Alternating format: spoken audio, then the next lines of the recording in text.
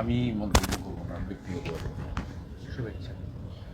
শুভেচ্ছা তো পার্টির পক্ষ থেকে দিয়েছে, আমি তো পার্টির একজন। বলছি, এই মুহূর্তে গোটা রাজ্যের পরিস্থিতি যথেষ্ট উদ্বেগজনক। আপনি দেখেছেন যে মুর্শিদাবাদ, মালদা। উদ্বেগজনক নয়, ভয়াবহ। মুর্শিদাবাদে যে ড্যামেজটা 11 এবং 12 তারিখ করেছে, আপনি এর ভয়াবহতা আপনি মাপার কোনো গোটা রাজ্যের পরিস্থিতি যথেষ্ট উদ্বেগজনক। আপনি দেখেছেন যে মুর্শিদাবাদ, মালদা। উদ্বেগজনক নয়, ভয়াবহ। মুর্শিদাবাদে যে ড্যামেজটা 11 এবং 12 তারিখ করেছে, আপনি এর ভয়াবহতা আপনি মাপার কোনো জায়গা নেই। মানে একদম প্যাথেটিক। মানে গ্রামের পর গ্রাম, হিন্দু যেখানে সংখ্যা কম, 28টা বাড়ি, 30টা বাড়ি, 50টা বাড়ি স্ম্যাশড করে দিয়েছে। আমার কাছে প্রত্যেক দিনই যে ওদের টিম যেগুলো ঘুরছে, ফরেন্সিক টিম বলুন, সিআরপি বিএসএফের টিম বলুন, ওদের অফিসিয়ালি নয়, নন অফিসিয়ালি ওই ওদের যারা নিয়ে যাচ্ছে গাড়ির ড্রাইভার, সাধারণ কনস্টেবলরা ভিডিও তুলে তুলে পাঠাচ্ছে, ভয়ঙ্কর সমস্ত ছবি। এবং এটা একটা ছোটোখাটো রাইটস বা আইন শৃঙ্খলা অবনতি নয়, কমপ্লিটলি হিন্দু জনসংখ্যাকে শূন্য করে দেওয়া, লাইক কাশ্মীর। আমি আপনাকে বলছি, এবং যে প্যানিকটা তারা 11-12 দেখেছেন, এই প্যানিকটা কিন্তু তাদেরকে কোনোভাবে কনফিডেন্স বিল্ড আপ করা যাবে না যতক্ষণ পর্যন্ত আপনাকে কোনো স্ট্রং গভর্নমেন্ট মেজার না নিচ্ছে। আপনি কম্পেনসেশন বলুন, ওই টহলদারি বলুন, সর্বদলীয় মিটিং বলুন, সর্বধর্মের সংহতি সভা বলুন, নেতাদের পাঠিয়ে বলুন, কোনোটারই আউটকাম আপনি কিছু করতে পারবেন না। এবং দেখুন, আই ওয়ান্ট রেজাল্ট। আপনাদের অনেকে মিডিয়াতে থাকার জন্য অনেক কিছু করছেন, আমি এর মধ্যে নেই। আমি 11 তারিখে মোথাবিড়ি থেকে ফিরে এসেই প্রেস কনফারেন্স করে সিএমকে, চিফ সেক্রেটারিকে আপিল করা, গভর্নরকে লেখা, যা যা করার করে 12 তারিখে কোর্টে গিয়ে অর্ডার আনিয়ে, কারণ আমাকে 12 তারিখ সকালবেলা বিএসএফের অফিসাররা বলল যে ডিএম বললেন যে আমাদের বর্ডারে চলে যেতে। আমি তখন দেখলাম কোনো অপশান নেই, এবং হরগোবিন্দ দাস, গোবিন্দ দাস এদেরকে তুলে নিয়ে যাচ্ছে, গ্রামের পর গ্রাম জ্বালিয়ে দিচ্ছে। এবং আমি যখন দেখলাম গভর্নমেন্ট রিলিফ করছে না, আমি আপিল করেছিলাম থ্রু গভর্নর রেড ক্রসকে, মানে টুইটে, এক্সে, আর কে মিশনকে, ইসকনকে, ভারত সেবাশ্রম সংঘকে। ভারত সেবাশ্রম সংঘ ঔরাঙ্গা ব্রাঞ্চ প্রথম দিন থেকে কাজ করেছেন। আমি গ্রেটফুল আর কে মিশনের কাছে, তারা ম্যাসিভ কাজ করছেন প্রচারের আড়ালে থেকে। প্রথম দিনটা তারা দিয়েছিলেন সোশ্যাল মিডিয়াতে। রেড ক্রস সোসাইটিও কাজ করছেন, গভর্নরও ওদের বলে দিয়েছিলেন। এবং ওষুধ নেই, বেবি ফুড নেই, উড়িয়ে দিয়েছে, মানে আপনার জামা কাপড় পর্যন্ত নেই। এখন রিলিফ ওয়ার্ক অনেকে করছেন। আপনারা জানেন, একটা পরিবারের 5,000 টাকার নোট দিয়েছে। একটা বিড়ি শ্রমিক মহিলা, হিন্দু পরিবার, 1.5 লক্ষ টাকা মেয়ের বিয়ের জন্য রেখেছিল, নিয়ে পালিয়ে গেছে। ড্যামেজটা ম্যাসিভ। আজকে জৈন সমাজ ওখান থেকে আমাকে, তারাও ক্ষতিগ্রস্ত হয়েছে ধুলিয়ানের, তারা আমাকে সাজুর মোড়, ডাকবাংলো মোড় থেকে ধুলিয়ান পর্যন্ত যে লিস্ট পাঠিয়েছে, ড্যামেজ, হরিবল সিচুয়েশন। আপনি তো মুখ্যমন্ত্রীকে চিঠি দিয়েছিলেন, আপিল করেছিলেন। অ্যাপিল করেছিলেন। আমি আবার চিফ কি সেক্রেটারিকে appeal যাবে? দিয়েছি। আবার কি অ্যাপিল না, করবে না, পলিটিক্যাল কারণে উনি করিয়েছেন তো, একদম পলিটিক্যাল কারণে। এবং সেটা তিনি বলে ফেলেছেন ইন্ডোরে।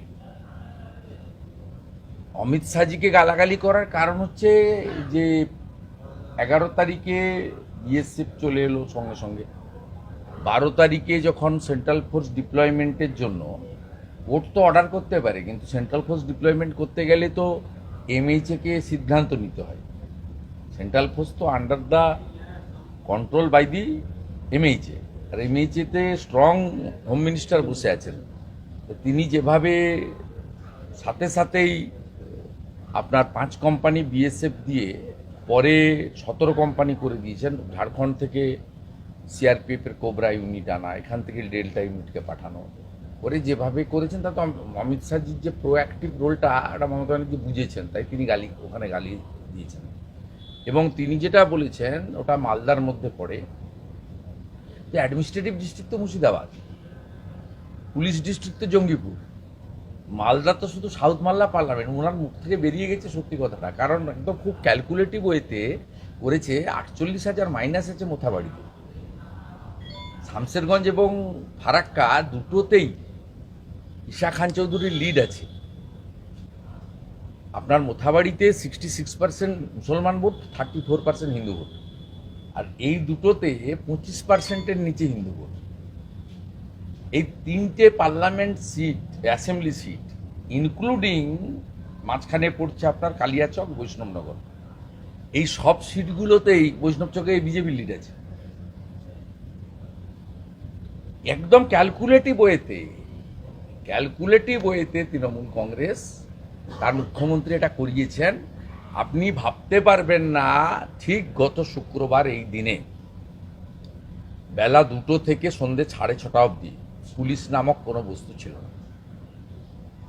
আপনারা যখন ভিকটিমদের বাড়িতে যাচ্ছেন, ভাবতে পারেন যে একজন ভদ্রলোক ধুলিয়ান বাজারে বলছেন আমি টিএমসিকে এখানে বাড়ি দিয়ে রেখেছি, পার্টি অফিস, আমাকেও শুধু হিন্দু বলে ছাড়লো না, শেষ করে দিয়ে গেল।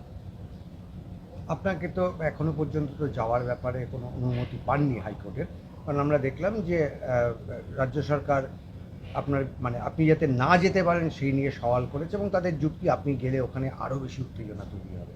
যে মোথাবাড়িতেও আটকাতে চেয়েছিল, পারেনি, সময় লেগেছে। আমি কাজ করছি, কারণ আমি তো এগুলো প্রচার করতে চাই না। আমি প্রথম দিন ডে 1 থেকে, যেদিন রিলিফ ক্যাম্প চালু হয় আপনার 13 তারিখ থেকে পালানপুরে, ওখানে আমাদের বিজেপি জেলা পরিষদ আছেন, তার যে হাজব্যান্ড জগাই ঘোষ, আমি তার মাধ্যমে প্রথম দিন রিলিফ করেছি, পরের দিনও রিলিফ করেছি। আমার লোকজন মুর্শিদাবাদ থেকে একটা টিম ওখানে কাজ করছে এবং রিলিফ ওয়ার্ক করছে। আমি যেটা করেছি সেটা হচ্ছে পেটিএম নাম্বার ওদের সংগ্রহ করে অনেকেরই পেটিএমে টাকা ঢোকানোর ব্যবস্থা করেছি। আমি একটা মেল আইডি দিয়েছিলাম, অনেকে রেসপন্স করছেন বিদেশ থেকেও, আমি তাদেরকে পেটিএম দিয়ে দিয়েছিলাম, ওরা অ্যাকাউন্টে টাকা পেয়েছেন। তো অনেকের পেটিএমও নেই, এটাও ঘটনা, খুব সাধারণ লোকজন আছেন। তা সব মিলিয়ে এইরকম একটা পরিস্থিতি আছে। আগামীকাল হাইকোর্টের অনুমতিতে একটা আপনার দক্ষিণ কলকাতায়, মানে মুখ্যমন্ত্রী বিধানসভা কেন্দ্রেই মনে হয়, নেতাজি সুভাষচন্দ্র বসুর ওখানে কলকাতার কর্মস্থলের বাড়ি থেকে ডক্টর শ্যামাপ্রসাদ মুখার্জির যে কর্মস্থলের বাড়ি, ওখানে একটা র্যালি আছে। সেখানেও আমরা অনেক ওখানকার ভিকটিম পরিবারদেরকে কিছু হেল্প করার একটা উদ্যোগ নিয়েছি। তারা, আমি আশা করি সোমবার দিন আমাকে যাওয়ার অনুমতি দেবেন। আমার স্পেসিফিক 10টা পয়েন্টে যাওয়ার আবেদন আমি করেছি, সবগুলোই ধুলিয়ান, শামসেরগঞ্জ এবং সুতি। আমাকে মোথাবাড়িতে 4টে পয়েন্ট দিয়েছিলেন, আমি কোর্টের অর্ডার একদম ভায়োলেট করিনি। কোর্ট বলেছিল স্পিচ দিতে না, কোর্ট বলেছিল কোনো পলিটিক্যাল র্যালি করতে না, একা যেতে বলেছিল। আমি কমপ্লিটলি কমা পূর্ণচ্ছেদ কোর্টের অর্ডার ফলো করেছি। এক্ষেত্রেও আটকাতে পারবে না, যাব এবং যা করার করব। এবং মালদাতে তো ইনসিডেন্ট হয়নি, ইনসিডেন্টটা হয়েছে মুর্শিদাবাদে। আমার শেষ প্রশ্ন সেটা হচ্ছে, একজন বিরোধী দলনেতা হিসেবে এই মুহূর্তে আপনি মানুষের কাছে কি আবেদন করবেন, সমস্ত রাজনৈতিক দল থেকে শুরু করে সকলের কাছে? দেখুন, সকলেই কিন্তু আপনার এখানে যে পরিস্থিতিটা হয়েছে সেটা হচ্ছে, একটা তো বিরোধী দলের ভূমিকা আছে, সেটা তো অন্যরকম, কিন্তু প্রত্যেকে একটা স্ট্যান্ড নিয়ে ফেলেছেন। আপনি যদি বলেন যে আমরা বিজেপিরা হিন্দুর পক্ষে স্ট্যান্ড নিয়েছি, তার কারণ হচ্ছে হিন্দু আক্রান্ত। আপনি কোথাও দেখতে পাবেন না যে মুসলিমরা আক্রান্ত হয়েছে। মুসলিমরাও তো 20%-এর নিচে, 10%-এর নিচে, 5%, 2%, 1% মুসলিম আছে। যেটা যোগী আদিত্যনাথজি বলেছেন যে 100টা হিন্দুর মধ্যে 50টা মুসলিম সুরক্ষিত, কিন্তু 100টা হিন্দুর মধ্যে, 100টা মুসলিমের মধ্যে 5 জন হিন্দু যদি থাকে তারা সুরক্ষিত নয়। তাই আমাদের স্ট্যান্ডটা মানবতার পক্ষে, আমার স্ট্যান্ডটা। তার কারণ হচ্ছে হিন্দু আক্রান্ত। আপনি কোথাও দেখাতে পারবেন না যে মুসলিমদের দোকান ভেঙে, মোথাবাড়ি বলুন, ধুলিয়ান বলুন, সাজুর মোড় বলুন, ডাকবাংলো মোড় বলুন, সুতি বলুন, এক লাইনে 5টা দোকান আছে, 2টো হিন্দুর দোকান পুড়িয়ে দিয়েছে, 3টে মুসলিমের দোকান রেখে দিয়েছে। তাহলে এটা তো ধর্মীয় যুদ্ধ বেছে বেছে। এই যে আমি তৃণমূল কংগ্রেসেরই মন্ত্রী ছিলাম, আপনার 19 সালে এনআরসিকে সিএ বলে দাঙ্গা হলো, এই সিদ্ধুগুলা লাগিয়েছিল। তাতে তখন কৈলাস বিজয়বর্গীজি এখানকার অবজারভার, ওনাকে ওই ওমরপুরে আটকে দিয়েছিল পুলিশ। মমতা ব্যানার্জির সিদ্ধান্ত আপনারা জানেন, আমি পার্ট নই। কিন্তু আমি সেই সময়, কার্তিক মহারাজ জানেন, ভরত ঝাড় তখন তৃণমূলের বেলডাঙ্গার চেয়ারম্যান, জাকির হোসেন মন্ত্রী ছিলেন, খলিলুর রহমান ছিলেন। সেই সময় আমরা রেজিনগরে, বেলডাঙ্গাতে সব হকারদের দোকান পুড়িয়ে দিয়েছিল। আমি নিজে গিয়ে রিলিফ করেছি। ঔরঙ্গাবাদে কালী মন্দির ভেঙে দিয়েছিল। আমি কার্তিক মহারাজকে জিজ্ঞেস করবেন, আমি বিজেপিতে এসে নয়, তৃণমূলের মধ্যে থেকেও ওই কাজগুলো করেছি। যেহেতু তখন কৈলাস বিজয়বর্গী সব বিজেপির নেতাদেরকে ওমরপুরে মমতা ব্যানার্জির পুলিশ আটকে দিয়েছিল তার পলিসি অনুযায়ী, ঢুকতে দেয়নি। সেই কাজটা কিন্তু আমি তখন করেছি, এবং এরা আমাকে তখন সাথ দিয়েছিলেন ঔরঙ্গাবাদের মন্দির রিপেয়ারিংয়ের জন্য অর্থের ব্যবস্থা করা। এবং আমরা নিমতিতাতে গেছিলাম, 68টা দোকান একসঙ্গে ভেঙে দিয়েছিল। আমি তখন দেখেছিলাম 68টার মধ্যে 3টে মুসলমান দোকানও ছিল। মানে দুষ্কৃতকারীরা করেছে। এবারের ইন্ডিকেশন খুব ব্যাড। মোথাবাড়ি বলুন, সাজুর মোড় বলুন, ডাকবাংলো মোড় বলুন, সুতি বলুন, ধুলিয়ান শহর বলুন, শুধু বেছে হিন্দু। একটা লাইনে 5টা দোকান আছে, 10টা দোকান আছে, 7টা বাড়ি আছে, মার্ক করে করে হিন্দুদের উপরেই হয়েছে। এটা তো হিন্দু শূন্য করার পরিকল্পনা। তাই বিজেপি স্ট্যান্ড আক্রান্তদের পক্ষে, আক্রান্ত হিন্দুরাই। সিপিএমের স্ট্যান্ড খুব ক্লিয়ার। তারা আনিসের জন্য ইনসাফ যাত্রা করে, আপত্তি কিছু নেই। আনিসের ব্যাপারে আমিও সাপোর্ট দিয়েছিলাম, আমিও বিধানসভায় তুলেছিলাম। আমরা ওই ক্ষুদ্র রাজনীতি করিনি, কিন্তু সিপিএম করেছিল। কিন্তু সিপিএম হরগোবিন্দ দাস আর চন্দন দাসের জন্য লড়তে রাজি নয়। বরঞ্চ মোহাম্মদ সেলিম মমতা ব্যানার্জির গ্রেপ্তার দাবি না করে, ধুলিয়ানের চেয়ারম্যানের গ্রেপ্তার দাবি না করে, ধুলিয়ান টাউনের টিএমসি সভাপতির গ্রেপ্তার দাবি না করে, শামশেরগঞ্জের এমএলএর গ্রেপ্তারের দাবি না করে আমার গ্রেপ্তারের দাবি করেছে মিডিয়ার সামনে। উদ্দেশ্য পরিষ্কার, যে ওরাও অ্যাপিজমেন্ট পলিটিক্সটা করছে। মমতা ব্যানার্জি সরাসরি করছে, ও ঘুরিয়ে করছে। হলো সিপিএম স্ট্যান্ড। কংগ্রেস তো তার স্ট্যান্ড জানেন, কংগ্রেসের স্ট্যান্ড নতুন করে বলার কারণ নেই। এবং কংগ্রেস বুঝতে পারছে যে তাদের যে মুসলিমগুলো ভোট দিয়েছিল 24-এ, সেই মুসলিমগুলোকে মমতা ব্যানার্জি দাঙ্গা লাগিয়ে নিয়ে নিল। এটা কংগ্রেসের লোকরা বুঝতে পারছে, ঈশা খান চৌধুরীও বুঝতে পারছে, অধীর রঞ্জন চৌধুরীও বুঝতে পারছে। কিন্তু তারা নিরুপায়, তাদের কিছু করার নেই, কারণ দিল্লির নেতারা তাদের এখানে চায় না এখানে কংগ্রেস থাকুক। এবারে থাকলো তৃণমূল কংগ্রেস। তৃণমূল কংগ্রেস এই দাঙ্গাটা করিয়েছে। ও তৃণমূল কংগ্রেস পুলিশ মন্ত্রী, যার 220-25টা এমএলএ, বিপুল ক্ষমতা, তিনি পুলিশকে ওখানে মার্কেট থেকে হাওয়া করে দিয়েছে। গত শুক্রবার এই সময় বেলা 2টো থেকে সন্ধ্যে 6:30, 4.5 ঘন্টা no police was there, zero. এবং স্কুলের বাচ্চাদের গাড়িগুলো যা পুড়িয়ে দেওয়া হয়েছিল, বাচ্চারা আটকে গেছিল, বিএসএফের জওয়ানরা এসওএস তাদেরকে রিকভারি করেছে।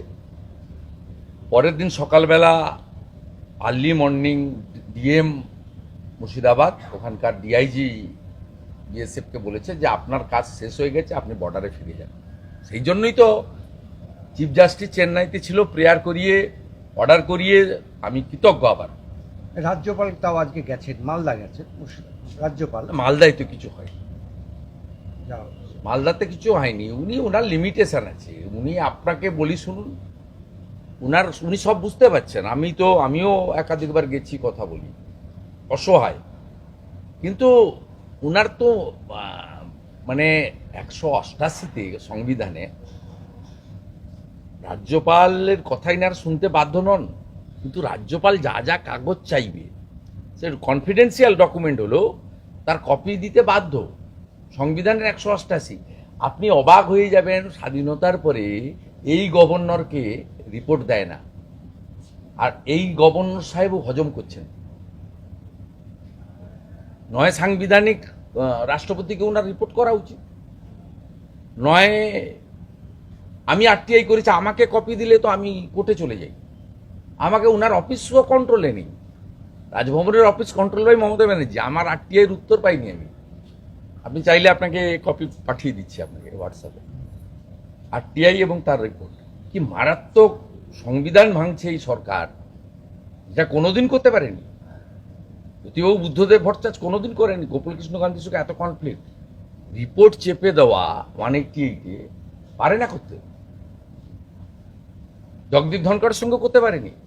এই যে সুপার নিউমেরারি পোস্ট ক্রিয়েশন, তো জগদীপ ধনকরই আটকে দিয়েছিল, নইলে তো ক্রিয়েশন করে 5800 অ্যাপয়েন্টমেন্ট দিয়ে। তাই গভর্নর, আমি মনে করি তিনি সব বুঝতে পারছেন, বোঝেন, অসহায়। অসহায় আমি নিজে ফিল করেছি, কারণ 188 রিপোর্টই দেয় না, মানেই না গভর্নর। উনি কি করেন? ওনার লিমিটেশন আছে, কত দূর যাবেন, কোথায় থামবেন, ওনার তো সংবিধান সেগুলো বলে দিয়েছে। একটা ইলেকটেড গভর্নমেন্ট সে রিগিং করে ছাপ্পা মেরে জিতুক, আর গুন্ডামি করে জিতুক, আর কাউন্টিং এজেন্টকে তাড়িয়ে দিয়ে জিতুক, জিতেছে তো। লিমিটেশন আছে। আমি বলবো গভর্নর অসহায়। আর মালদাতে কিছু হয়, যা হয়েছে ওখানে হয়েছে, ও ডিভাস্টেশন। অন্য কোনো ইস্যুতে আলোচনা করার দরকার নেই। মুর্শিদাবাদের আক্রান্ত, ক্ষতিগ্রস্ত, নিপীড়িত, উচ্ছেদ হওয়া, সর্বস্ব খুঁজে ফেলা, হিন্দুদের পাশে দাঁড়ানো, তাদেরকে সমস্ত রকম সাহায্য করা, এটা এখন সমস্ত যাদের হুঁশযুক্ত মানুষ আছে তাদের ডিউটি হবে।